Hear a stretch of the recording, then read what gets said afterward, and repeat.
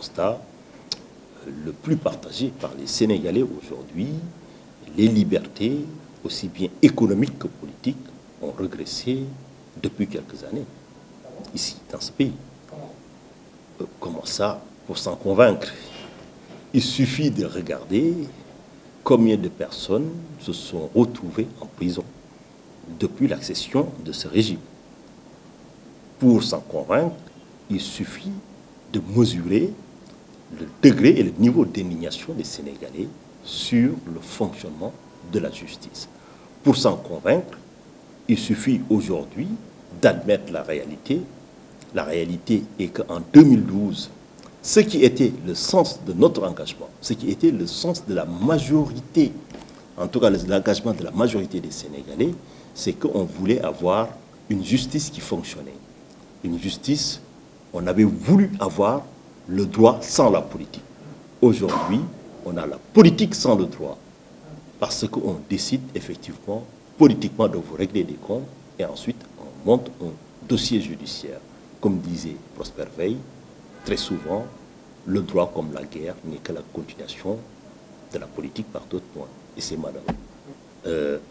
Le dernier, ou en tout cas la dernière illustration, c'est en dernier l'affaire Khalifa Sall.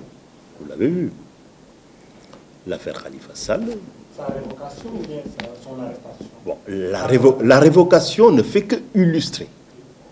Il dévoile en fait les vrais mobiles qui sous-tendaient cette apparente volonté de dire que on faisait ça pour la bonne gouvernance et pour lutter contre les phénomènes de détournement de deniers publics. Ça dévoile d'une certaine manière. Parce qu'aujourd'hui, alors que même l'affaire n'est pas définitive, le président s'est empressé de révoquer le maire, alors qu'il n'y a aucun motif d'intérêt général qui justifiait cette précipitation.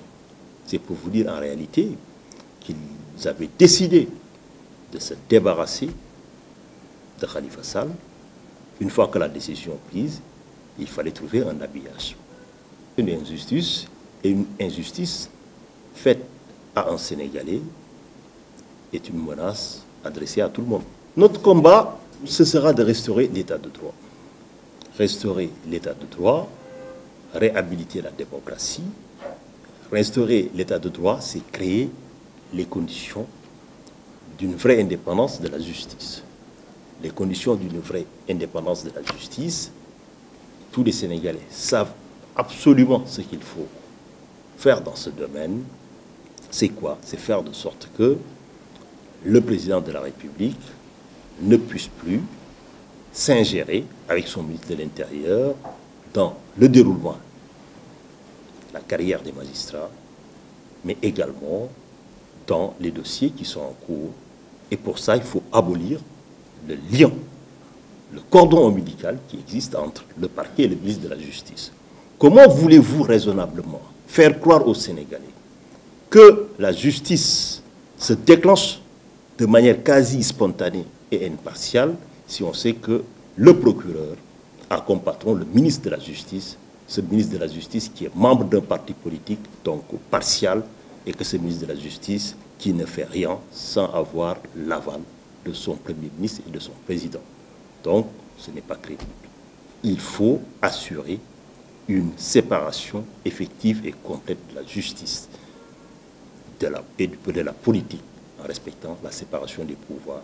C'est faire de sorte que le ministre de la Justice et le président de la République, qui n'ont rien à faire dans le Conseil supérieur de la magistrature, qu'ils sortent.